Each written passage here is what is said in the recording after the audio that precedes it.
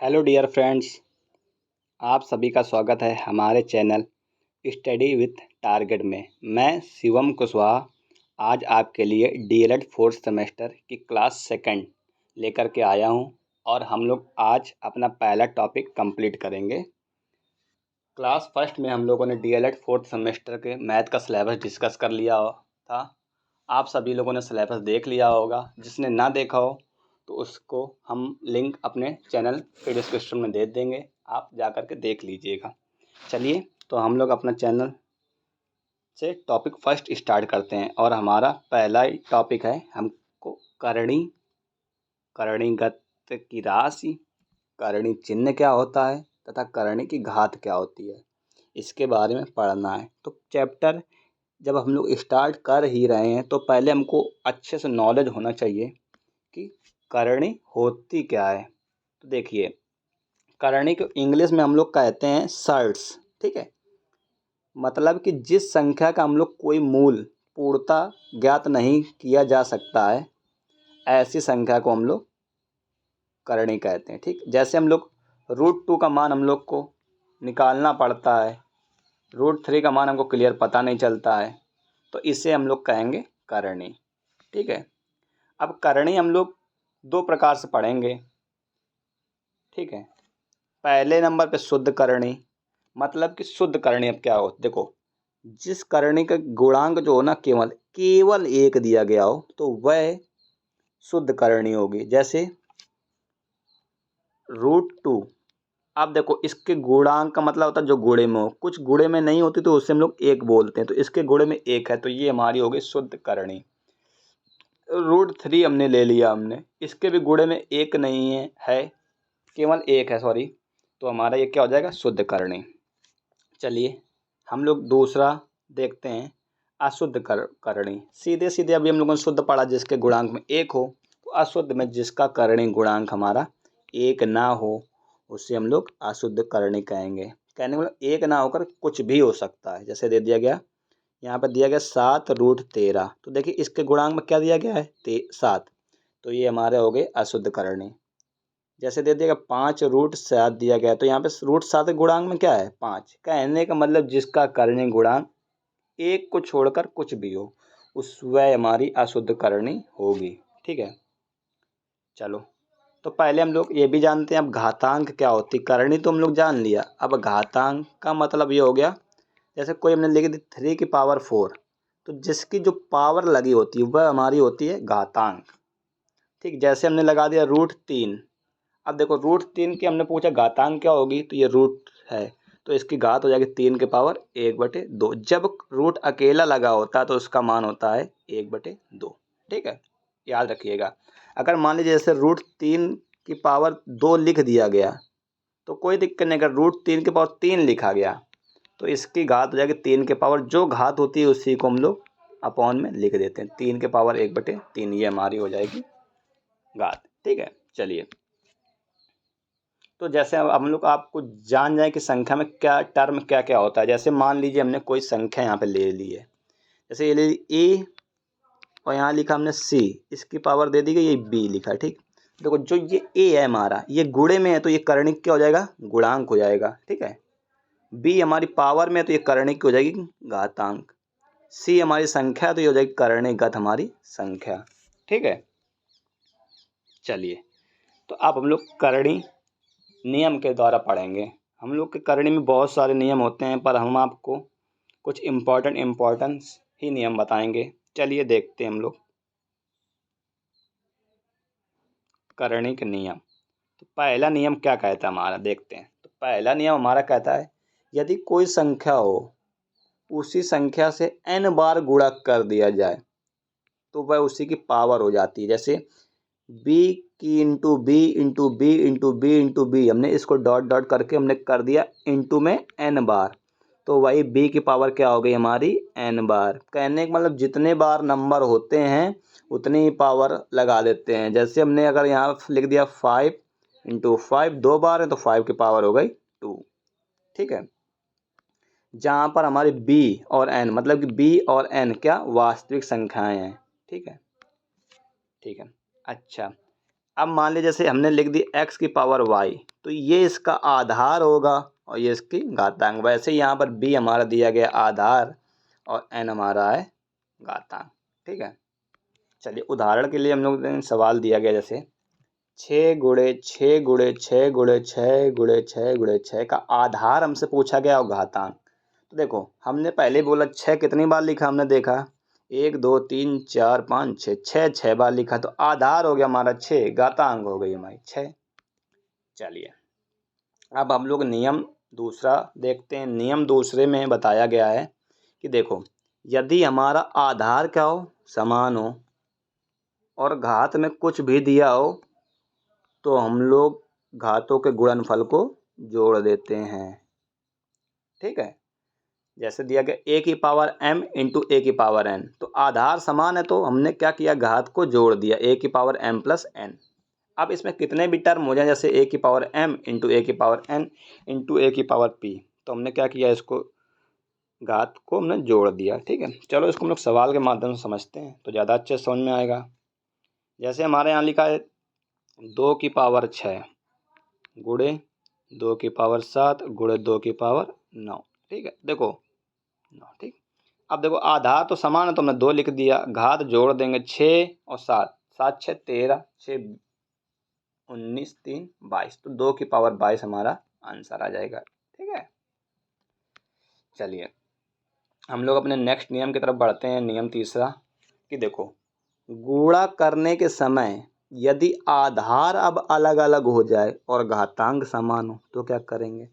कहने का मतलब अगर हमारी जैसे हमने लिख दिया 2 की पावर 3 इंटू 3 की पावर 3 इंटू 4 की पावर 3।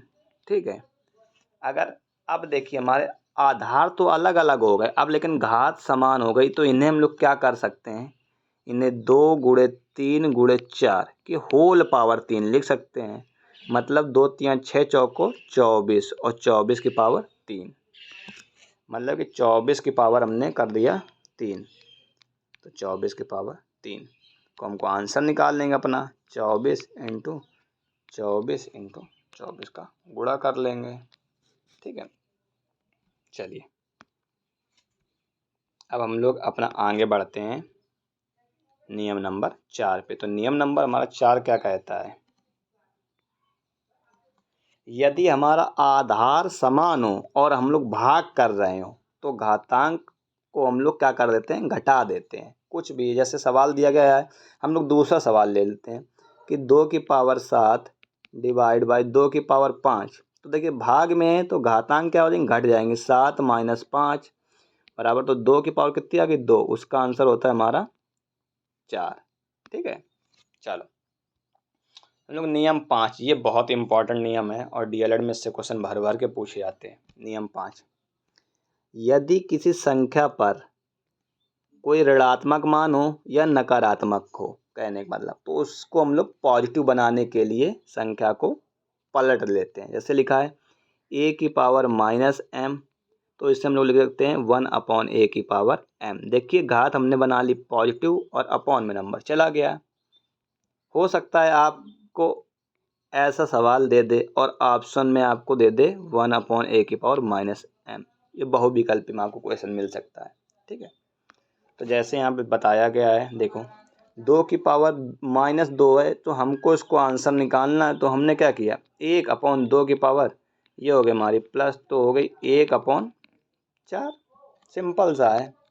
चलिए अब हम लोग अपने नियम नंबर 6 की तरफ बढ़ते हैं। क्या कहता है नियम नंबर 6, यदि घातांक के ऊपर घातांक दी जाए तो हम लोग घातांकों का क्या कर लेते हैं, गुणा कर लेते हैं।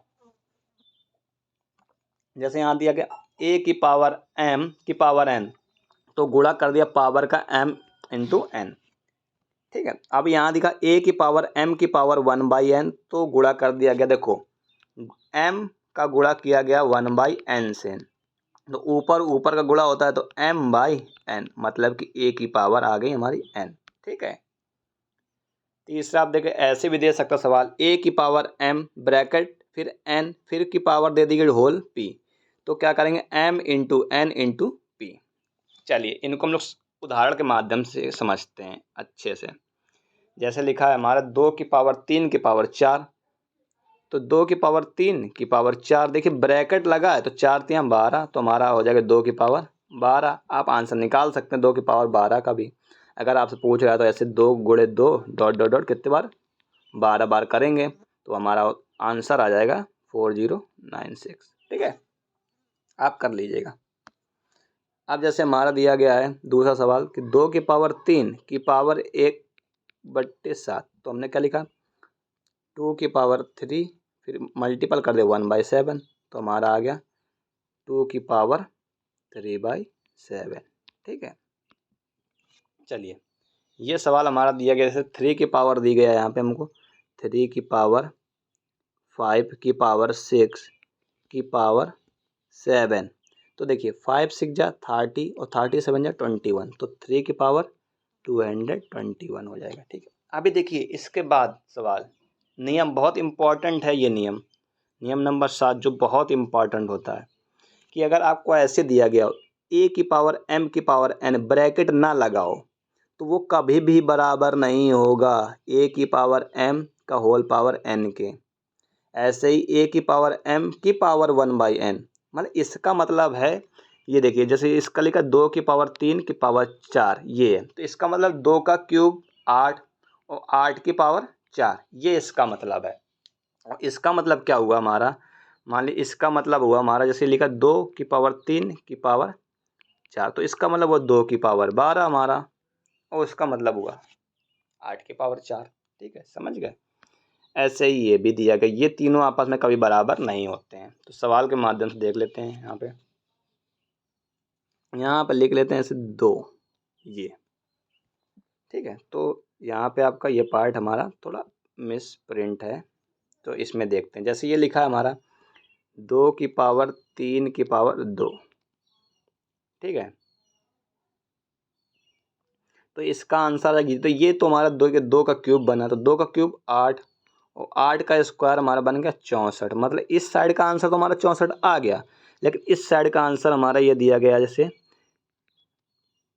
2 की पावर 3 और ब्रैकेट में लगा दिया गया 2, तो देखिए 3 की पावर 2 6, 2 की पावर 6, मतलब कि 2 की पावर 6 का आंसर हमको करना है, तो हम लोग कर लेंगे 2 गुणे 2 गुणे 2 गुणे 2 गुणे 2 गुणे 2, 2 दूनी 4 दूनी 8 दूनी 16 दूनी 32 दूनी 64। ठीक है, 64 इसका भी आया, लेकिन सभी का आंसर हो सकता है बराबर ना आए। क्यों? क्योंकि ये देखिए हमने ये सवाल इसीलिए बनाया था आपको पहले से कि 2 की पावर 3 की पावर 4 ये संख्या बराबर नहीं होंगी, ऐसे आंसर आ सकता है। जैसे मान लीजिए हम लोग एक और उदाहरण के माध्यम से इसको समझते हैं। जैसे हमारा दे दिया गया 2 3 की पावर 2, इससे समझ लीजिए, और इसकी पावर दे दी गई मान लीजिए 2। ठीक है, तो ये हो गया हमारा, ये पावर लगी तो पावर मतलब 3 की पावर 4, तो 3 की पावर 4 का मतलब हो गया हमारा 81। इस तरह साइड का आंसर आ गया 81। अगर ये पावर ना लगी होती यहाँ पे तो ऐसे लगा 3 की पावर 2, ठीक है, की पावर 2। ठीक है, तो ये हमारा आंसर चेंज हो जाता। ठीक है, चलिए, तो ये देखिए हमने इसको बताया है कि ये कभी हमारी आपस में बराबर नहीं होंगी। अगर ऐसे ऐसे नंबर तो वो आपस में बराबर नहीं हो सकते हैं। ठीक है, चलिए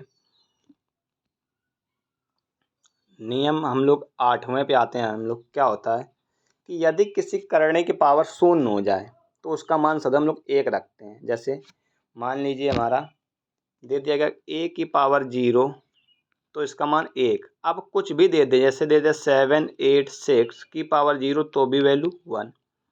यहाँ दे दे x y z की पावर 0 तो उसकी वैल्यू 1।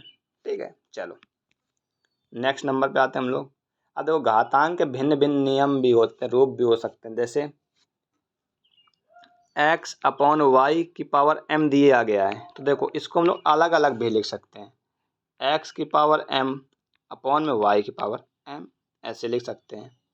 लेकिन दूसरा नियम बहुत इंपॉर्टेंट है कि जैसे लिखा a अपॉन b की पावर माइनस m है, और हमको पॉजिटिव बनाना, तो क्या करेंगे हम लोग संख्या पलट देंगे, b अपॉन a की पावर हो जाएगी हमारी पॉजिटिव में m। ठीक है, इसको हम लोग सवाल के माध्यम से देखेंगे, ये सवाल हमारे डीएलएड में आता है। जैसे लिखा है यहाँ पे 2/3, हम लोग पावर ले लेते हैं इसकी -2 सिंपल सी, ठीक है। तो देखते हैं, देखिए तो हम लोग ने इसको बना लिया पहले, तो 3/2 की पावर 2, इसका आंसर 3 का स्क्वायर 9, 4 का स्क्वायर 2 का स्क्वायर 4, ये हमारा आंसर हो गया, ठीक है। चलो हम लोग अपना नियम नंबर 10, बहुत इम्पोर्टेंट नियम है। क्या, देखो यदि किसी की पावर a की पावर x और a की पावर y, कहने का मतलब हमारा आधार समान होगा तो घात भी हमारी समान होगी, x बराबर y, आंसर ऐसे निकाल देंगे, ठीक है। और दूसरे केस में ये होता है कि हमारी अगर पावर समान है, जैसे a की पावर n बराबर b की पावर n, तो हम लोग आधार की तुलना करके आधार भी आपस में बराबर होते हैं। आपसे देखिए अब बताते हैं कि इसके सवाल कैसे पूछे जाते हैं। जैसे ये पूछ दिया गया आपसे कि 2 की पावर 3 बराबर 2 की पावर x, तो x का मान क्या हो, तो x का मान क्या होगा, तो x का मान देखिए आधार समान है तो घात भी समान होंगे, तो x बराबर आ जाएगा हमारा 3, ठीक है। अब देखिए यहाँ दूसरा सवाल दिया 3 की पावर x बराबर y की पावर x, तब पूछ देगा y का मान। अब यहाँ पे हमारी घातांक समान है तो आधार भी समान होना चाहिए, तो y बराबर 3 हमारा आंसर आ जाएगा, ठीक है। चलो हम लोग आगे अपने नियम नंबर 11 की तरफ बढ़ते हैं, ठीक है। जैसे कोई भी पावर हो, जैसे हमने ऐसे सवाल के माध्यम से इसको समझते हैं, जैसे 7 है, यहाँ लिख दिया 3, तो इसका मतलब हुआ है कि 7 की पावर है हमारी ये 1/3, ठीक है। जैसे अगर √7 लिखा है केवल, तो मतलब होता है 7 की पावर है हमारी 1/2, जब कुछ नहीं होता है यहाँ पर तो 1/2 होता है, ठीक है। जैसे यहाँ पे लिखा 41 की पावर 3 को घातांक में लिखना है, तो 41 की पावर 1/3 हमने लिख दिया। चलो नियम 12 बहुत इंपॉर्टेंट है, देखिए यदि कोई भी संख्या दी जाए उसकी घात n हो, मतलब कि कोई भी, और उसकी होल पावर भी समान हो, तो जो संख्या होगी उसका वही उत्तर आ जाता है। इसको हम लोग सवाल के माध्यम से पढ़ेंगे, तब आपको बहुत अच्छे से समझ में आएगा। जैसे ये हमारा दिया गया है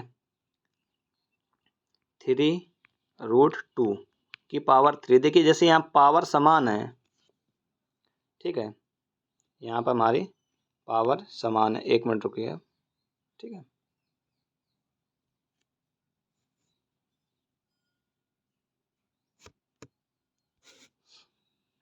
चलिए तो देखिए अब यहाँ पे हमारी जैसे पावर समान है, 3 लिखा हमने, फिर लिखा हमने √2, ठीक है। इसकी पावर है हमारी पूरी 3, देखिए ये पावर में, ठीक है। देखिए ये और ये संख्या समान है तो आंसर 2 आना चाहिए, कैसे आएगा, तो देखो क्यों 2 की अंदर आए तो उसको हमने लिखा 1/3 लिख सकते हैं, और 3 पावर में तो 3 से 3 कट जाता है, फिर आंसर हमारा वही आ जाता है, ठीक है। चलिए अब हम लोग नियम नंबर 13 पढ़ते हैं। तो देखिए 2 नंबर अगर मल्टीपल में लिखे हों, उनकी पावर कुछ भी हो n हो, तो उनको हम लोग अलग अलग इस तरीके से लिख सकते हैं। जैसे x y की पावर z थी तो x की पावर z और y की पावर z भी लिख दिया, और उसको लिख सकते हैं x की पावर 1/z और y की पावर 1/z। सवाल के माध्यम से देख लेते हैं इसको हम लोग। जैसे लिखा हमारा √41 इंटू √43 की पावर 4, तो हम लोग इनको अलग अलग हमने कर लिया, ऐसे लिख सकते हैं या इन्हीं की पावर भी लगा करके लिख सकते हैं, ठीक है। हमारा नियम है 14 और बहुत इम्पोर्टेंट नियम है, ठीक है, बहुत इम्पोर्टेंट नियम है। अगर रूट में संख्या दी हो, पावर के ऊपर पावर चढ़ी हो, तो पावर का हम लोग क्या करते हैं, गुणा कर लेते हैं। जैसे z है तो पावर का गुणा क्या कर लिया, x y। जैसे सवाल के माध्यम से समझते हैं इसको। इसमें लिखा है हमारा 5, फिर यहाँ लिखा है 3√2। देखिए अब इसको कैसे सॉल्व करेंगे, तो ये पावर है तो पावर का मल्टीपल करेंगे, 5 3 या 15, तो √2 की पावर आ गई हमारी 15 जी, हमारा यहाँ पे रॉन्ग है, तो हमारे आगे √2 की पावर 15, ठीक है। चलिए नियम हम लोग आखिरी नियम हमारा नियम नंबर 15 कि देखिए कोई भी संख्या हो अगर अलग अलग लिखी है, जैसे a/b लिखा है यहाँ पर हमने की पावर n, तो इसको अलग अलग भी लिख सकते हैं, n√a/n√b, और फिर a/b की होल पावर n कर सकते हैं। कैसे करेंगे देखते हैं सवाल के माध्यम से हम लोग। जैसे लिखा 2/3, इसके लगा दिया हमने ऐसे पावर में 3, तो क्या हो गया? तो हमें मालूम है कि हमने पढ़ा है 2/3 की पावर 1/3 हमारा आंसर आ जाएगा। ठीक है, तो देखिए आज हम लोगों ने पूरा चैप्टर करणी का समझ लिया है। ठीक है, कहने का मतलब करणी का पूरा चैप्टर कंप्लीट कर लिया है हम लोगों ने। ठीक है, हमारा पहला चैप्टर कंप्लीट हो गया है। उम्मीद करता हूँ कि आपको हमारी ये वीडियो पसंद आई होगी, और अगर हमारी ये वीडियो पसंद आए तो लाइक कीजिए, शेयर कीजिए और सब्सक्राइब कीजिए, और बेल आइकन का बटन दबा दिए ताकि आपको हमारे वीडियो के नए नए नोटिफिकेशन आपको तुरंत मिल जाए।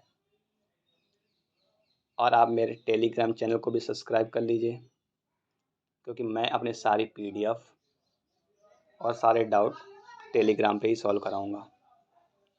ठीक है, चलिए तब तक के लिए धन्यवाद।